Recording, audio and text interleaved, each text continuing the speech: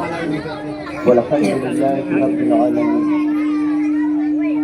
آئیے سب سے پہلے ہم اور آپ مل کر آقا نامدار مدینے کے تاجدار سیاح مکہ مالک دو جہاں احمد مجتبیٰ محمد مصطفیٰ صلی اللہ تعالیٰ علیہ وسلم کی بارگاہ بے پناہ میں جھوم جھوم کر درود پاک پڑھیں، پڑھیے بآواز بلند۔ اللہ رب محمد صلی اللہ علیہ وسلم نحن بعد محمد صلی اللہ علیہ وسلم صلو علیہ صلاۃ و سلام علیک یا رسول اللہ صلی اللہ تعالیٰ علیہ وسلم۔ سرکار اعلیٰ حضرت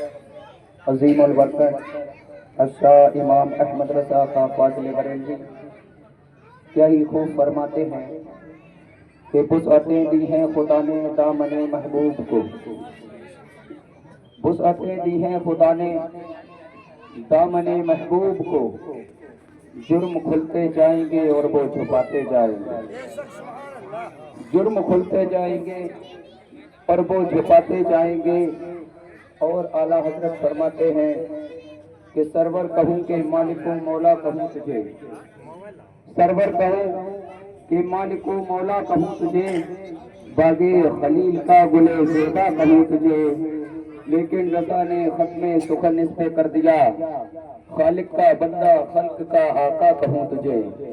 خالق کا بندہ خلق کا آقا کہوں تجھے۔ اور اعلیٰ حضرت فرماتے ہیں اور کوئی غیب کیا تم سے نہا ہو بھلا، اور کوئی غیب کیا تم سے نہا ہو بھلا، ارے جب نہ خدا ہی چھپا تم پہ کروڑوں درود، جب نہ خدا ہی چھپا تم پہ کروڑوں درود۔ حضرات محترم،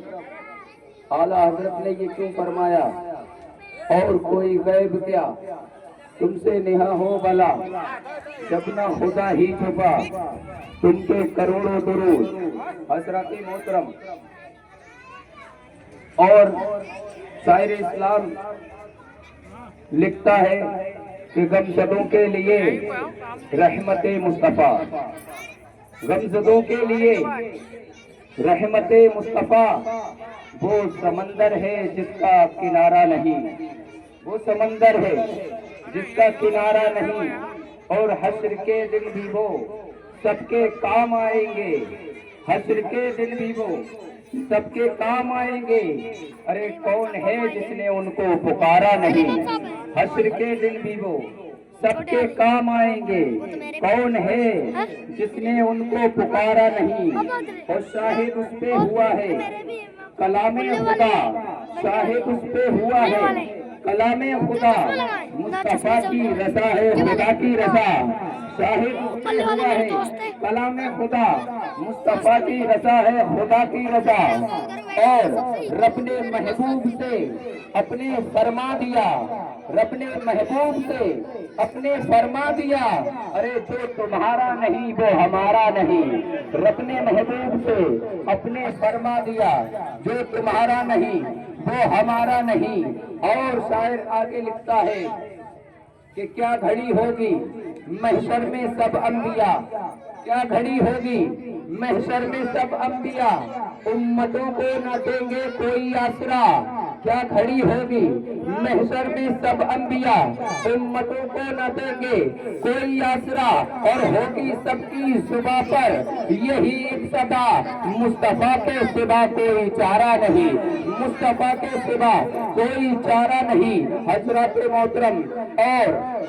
منتظر چشم رحمت کے شاہ گدا، منتظر چشم رحمت کے شاہ گدا، بے بہا ان کا فیضان چود صفا، اور در پہ آئے سوالی نہ جھولی بھرے، در پہ آئے سوالی نہ جھولی بھرے، دستے سرکار کو یہ گوارا نہیں، دستے سرکار کو یہ گوارا نہیں۔ حضرات محترم، اعلیٰ حضرت نے فرمایا اور کوئی غیب کیا تم سے نیا ہو بلا، ارے جب نہ ہوتا ہی چھپا تم پہ کروڑوں درود۔ حضرات محترم اس دنیا کے اندر، اس دور حاضر کے اندر کیا ہوتا ہے کہ حضرات محترم اس دنیا میں جب پروردگار عالم نے حضرت آدم علیہ السلام کو بھیجا، اور بھیجنے کے بعد کیا ہوتا ہے، حضرت آدم علیہ السلام نے اپنی قوم میں یہ اعلان کر دیا کہ اے لوگوں، پروردگار عالم ایک ہے، وہی عبادت کے لائق ہے، اسی کی عبادت کرو،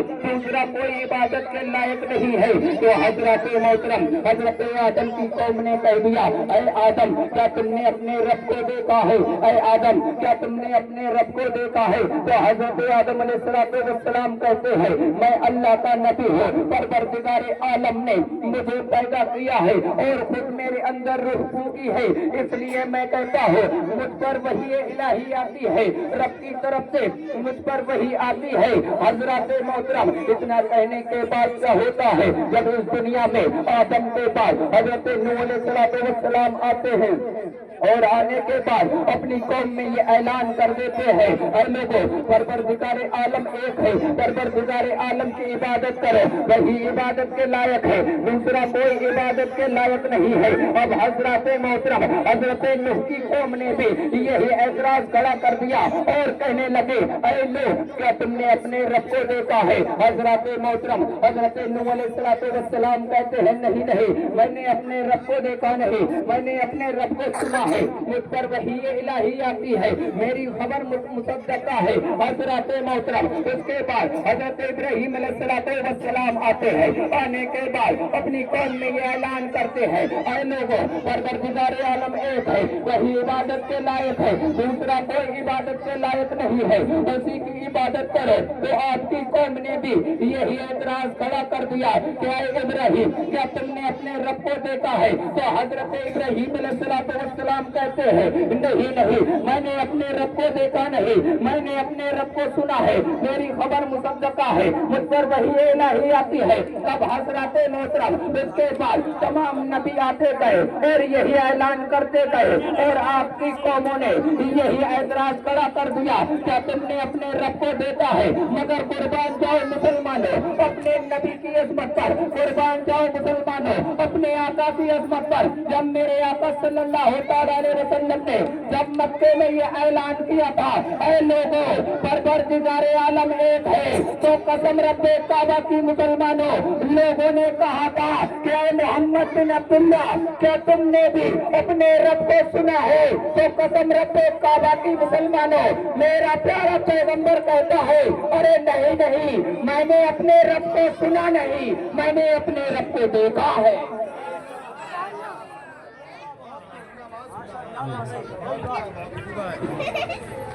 کہ میں نے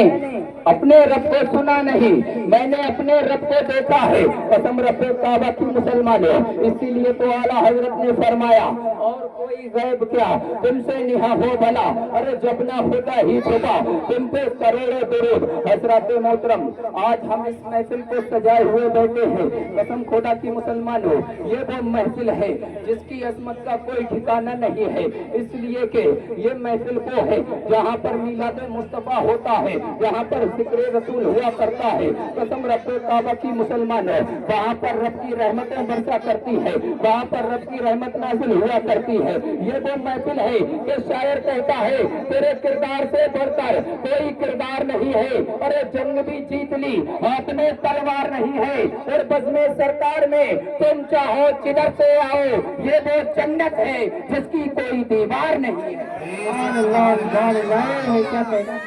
یہ وہ جنت ہے جس کی کوئی دیوار نہیں ہے۔ اب حضرات محترم میرے اعلیٰ حضرت نے فرمایا کہ وسعتیں دی ہیں خدا نے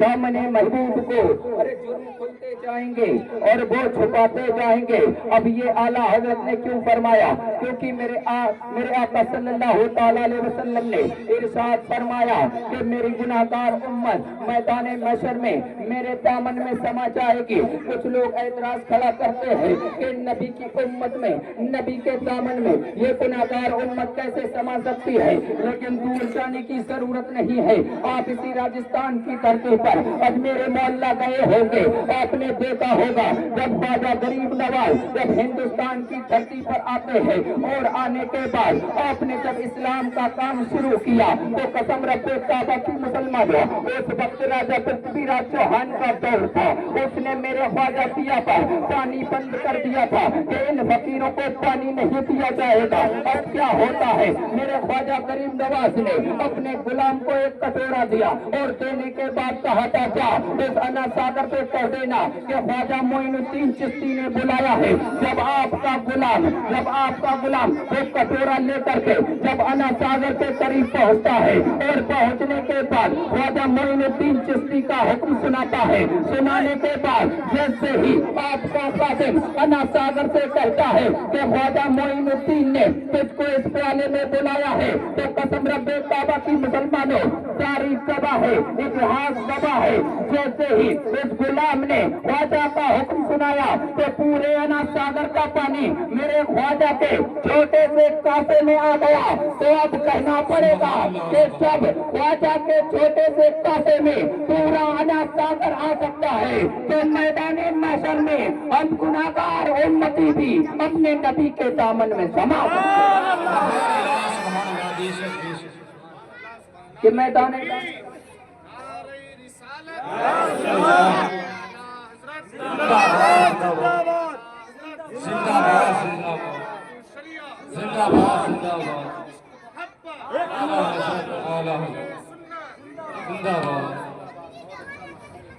कि हम गुनाहगार उम्मती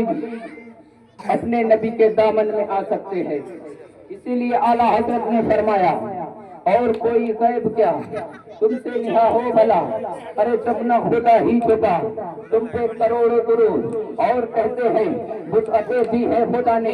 दामने महबूब को, अरे जुर्म खुलते जाएंगे और वो छुपाते जाएंगे। हजरत मोहतरम जब ख्वाजा पिया के कासे में इतना बड़ा अना सागर आ सकता है तो मैदान महशर में हम गुनाहगार उम्मती भी अपने नबी के दामन में समा सकते हैं। इसलिए कि शायर कहता है कि वो बिन मांगे दिए जाए, इनायत हो तो ऐसी हो और सजर ताजीम को आए, हुकूमत हो तो ऐसी हो तो सिमट कर आ गया अना सागर मेरे ख्वाजा के कासे में। अना सागर पुकारता करामत हो तो ऐसी, अना सागर पुकार उठा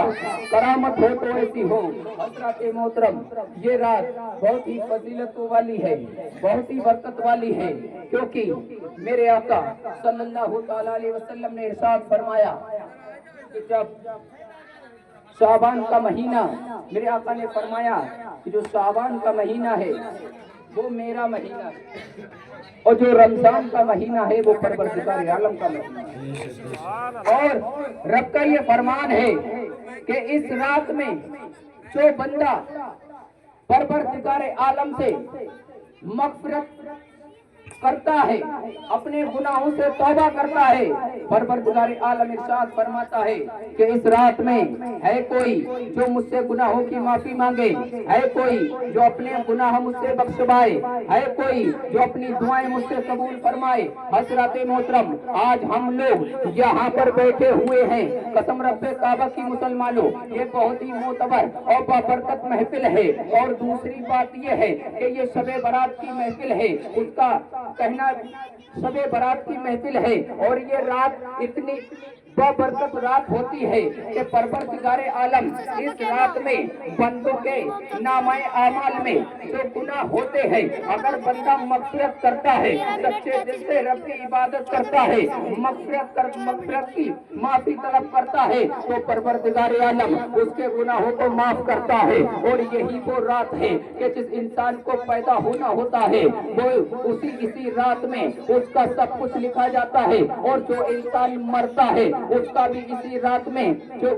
काम होता है। हजरत मोहतरम ये रात बहुत ही बरकत वाली रात है, इसलिए कि इस रात में हर इंसान के नामे आमाल का जो भी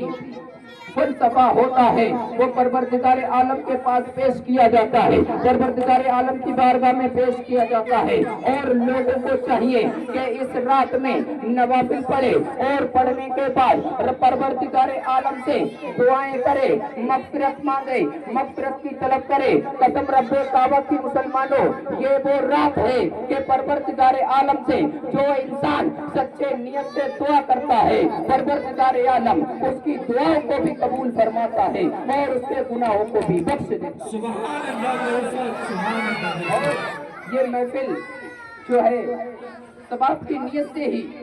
यहाँ पर आज शब बारात में, शब बारात के मौके पर इस महफिल का इनकाद हुआ है। परवरदिगार आलम से दुआ है कि परवरदिगार आलम हम सबों को नेक अमाल करने की और प्यारे आका सल्लल्लाहु अलैहि वसल्लम के नक्शे कदम पर चलने की तौफीक अता फरमाए। वमा अलैना इल्लल बलाग। अस्सलामु अलैकुम व रहमतुल्लाहि तआला व बरकातुहू।